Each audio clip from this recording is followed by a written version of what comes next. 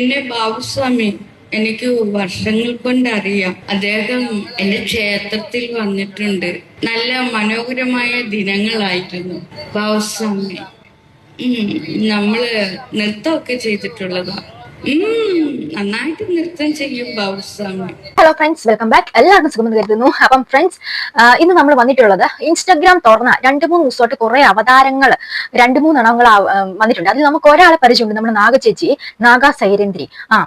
എല്ലാരും തെറി വിളിക്കുന്ന പുള്ളിക്കാരി. അപ്പം അത് കൂടാതെ ഇപ്പൊ 2 ദിവസമായിട്ട് വേറെ 2 വേട്ടവളിയന്മാരെ കണ്ടിട്ടുണ്ട്. അപ്പൊ സംഭവം എന്താണെന്ന് എനിക്ക് മനസ്സിലായില്ല. എന്റെ പൊന്നി, ഇതിങ്ങളെ കൊണ്ട് നമുക്ക് ഇൻസ്റ്റാ തുറക്കാൻ പറ്റത്തില്ല. പിന്നെ ഞാൻ ചിരിക്കാനുള്ള വകയുള്ളതുകൊണ്ട് അങ്ങ് പോട്ടെ എന്ന് വിചാരിച്ചു.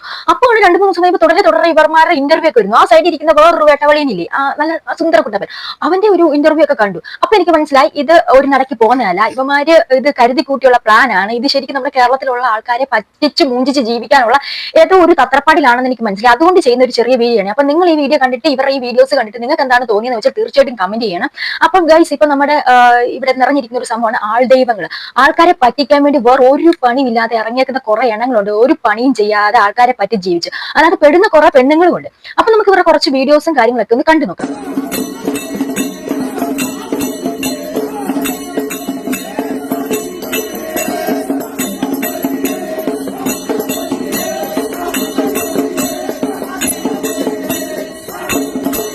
ഇതാണ് ബാബാജി. ഞാൻ നോക്കിയപ്പോൾ സുന്ദരൻ, അതിസുന്ദരൻ. നല്ല ഭംഗിയൊക്കെ ഉണ്ട്. നേരിട്ട് കാണുവാണ്.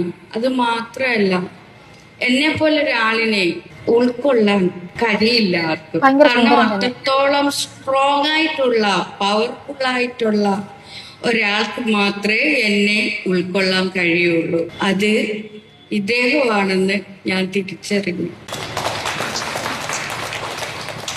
എന്റെ പൊന്നോ, അത് വളരെ സത്യമാണ്. ഇവരെയൊക്കെ എങ്ങനെ ഉൾക്കൊള്ളാനാണ്?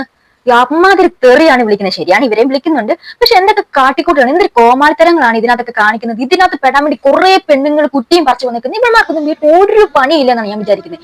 വീട്ടിലാണുങ്ങൾ സമ്പാദിച്ചു കൊണ്ടിരുന്ന പൈസയിൽ ഇതുപോലത്തെ എണ്ണങ്ങളുടെ കൈ കൊണ്ട് കൊടുത്ത് കുറെ ഊടായ്പ പരിപാടികൾ. എന്നിട്ട് ഇവനെ പൂജിക്കുന്ന വീഡിയോ ഒക്കെ ഉണ്ട്. അപ്പൊ അതിനകത്തൊരു പെൺകൊച്ചുണ്ട്, ഇവന്റെ പെണ്ണുമ്പിളയാണെന്നൊക്കെയാണ് പറയുന്നത്. എന്തിനെ രസമാണ് അതിനൊക്കെ കാണാൻ കേട്ടോ, അടിപൊളിയാണ്. പക്ഷെ ഇതിനൊക്കെ എവിടെ നിന്ന് ഒപ്പിക്കുന്നതാണ്? എന്താണ് പൈസ കൊടുത്ത് കുറെ ഒപ്പിക്കുന്നതാണ്. ഇവന്മാരെ എന്തോ ആശ്രമം പരിപാടിയാണ്. എന്താണെങ്കിലും ഒരു കാര്യം ഉറപ്പിച്ച് പറയാം, ഇത് നമ്മുടെ ജനങ്ങളെ പറ്റിക്കാൻ വേണ്ടിയുള്ള ഒരു ഫസ്റ്റ് ക്ലാസ് ഊടായ്പ പരിപാടിയാണ്. എന്റെ ദൈവത്തെ ഓർത്ത് വിശ്വസിക്കുന്നവർ വിശ്വസിക്കുക, ഇതിനകത്ത് ചെന്ന് പെട്ടി കൊടുക്കരുതേ എന്ന് മാത്രമേ എനിക്ക് പറയാവുള്ളൂ. ഊടായ്പിന്റെ അങ്ങേറ്റത്തെ മക്കളാണ്. കൊറേ കേട്ടിരുന്നുണ്ടാവും പാവം. ആ കേട്ടിരുന്ന് പൊറുതില്ലാതെ പൊട്ടിത്തെറിച്ചു. തെറിക്ക് തെറി തന്നെ മറുപടി എന്ന രീതിയിൽ ഇന്നും തകർക്കാൻ പറ്റാത്ത ഒരു പ്രസ്ഥാനമായിട്ട് നാഗ സൈരേന്ദ്രി ദേവി നിൽക്കുന്നുണ്ട്. ആ തകർക്കാൻ പറ്റാത്ത മനസ്സിനാണ് ബാബാജി അപരാജിത പുരസ്കാരം കൊടുത്തിട്ടുള്ളത്, വിളിച്ചു വരുത്തി സ്വീകരിച്ച് ഇരുത്തിയിട്ടുള്ളത്. ഇവരൊക്കെ എന്തിനു നമ്മൾ പ്രൊമോട്ട് ചെയ്യണം? എന്തിനാണ് ഇവരൊക്കെ നമ്മൾ സപ്പോർട്ട് ചെയ്യുന്നത്? ഇതിനൊന്നും ഒരു ആവശ്യമില്ല. ഒരു പണിയും ഇല്ലാതെ ഒന്നും ചെയ്യാതെ ഇവന്റെ കുറെ ഇന്റർവ്യൂ കണ്ടു. അപ്പൊ ഇവനോട് ചോദിക്കൊണ്ട് ഇവന്റെ ഫേസ് ഒക്കെ ഇങ്ങനെ നല്ല രസമുണ്ട് കേട്ടോ. ഇവന് 10-40 വയസ്സുണ്ടെന്നൊക്കെ പറയുന്നുണ്ട്. എന്നാലും അടിപൊളിയായിട്ട് ഇരിക്കുന്നു. എന്നാണേലും ഊടായ്പിന്റെ അങ്ങേറ്റത്തെ ഏറ്റവും വലിയ ഒരു ഇതാണ്. നമ്മൾ എന്തിനാണ് നാഗേന്ദ്രയെ പോലുള്ള ഇവരെ, നാഗചേച്ചി നമ്മൾ വിളിക്കുന്നത്, ഇവരെ നമ്മൾ എന്തിനാണ് സപ്പോർട്ട് ചെയ്യുന്നത്? എപ്പോഴും തെറിയും പറഞ്ഞ് പടയും പറഞ്ഞ് നടക്കുന്നത് ഇവരെന്തിനാണ് നമ്മൾ സപ്പോർട്ട് ചെയ്യുന്നത്? ഇവരെന്താണ് പൂജിക്കുന്നത്? ഒന്നും എനിക്കൊരു ഐഡിയയും കിട്ടുന്നില്ല.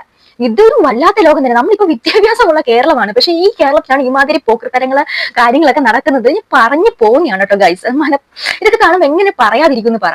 ഒന്നാമത് ഇവിടെ പീഡനവും അതും ഇതും കാര്യങ്ങളും കൊണ്ട് പൊറുതി മുട്ടിയിരിക്കണം. അതിന്റെ ഇടയാണ് ഇവറ്റകളെ പോലെ ഉള്ളത്. ഇവറ്റകളെയൊക്കെ നാളെ പ്രോത്സാഹിപ്പിച്ച് വെച്ചാൽ ഇവന്മാര് തന്നെ ഇവന്മാർ ആശ്രമത്തിൽ വരുന്ന പെണ്ണുങ്ങളെ വേറെ പല പരിപാടിയും കാണിക്കും. അത് നാളെ നമ്മൾ എടുത്തു വെച്ചിട്ട് ഇതുപോലെ തന്നെ റിയാക്ട് ചെയ്യേണ്ടി വരും. അപ്പം മുളയിലെ ഇതുങ്ങളൊക്കെ ഞുള്ളി കളഞ്ഞിട്ടുണ്ടെങ്കിൽ നാളെ നമുക്കൊരു ന്യൂസ് ഒഴിവാക്കി കിട്ടും. അല്ലെങ്കിൽ ഒരു 2-3 വർഷം കഴിയുമ്പോൾ ഇവന്മാർ അത് ചെയ്തു ആശ്രമത്തിൽ വരുന്ന പെണ്ണുങ്ങൾക്ക് പൊടിയും മയക്കുമരുന്നും മറ്റു കഞ്ചാവ് ഏതാണ്ട് പണ്ടാരങ്ങളൊക്കെ കൊടുത്ത് അത് ഇത് ചെയ്ത് നിൽക്കും. നമ്മുടെ കൂട്ടത്തിൽ നിൽക്കുന്ന അവന്മാരെന്ന് കണ്ട് കുളിച്ചിട്ട് തന്നെ വർഷങ്ങളായി തോന്നുന്നു. എന്തോ വല്ലാത്ത ഇനങ്ങൾ തന്നെ. ഇതിനൊക്കെ എവിടുന്ന് കിട്ടുന്ന എന്റെ പോന്നളിയാ?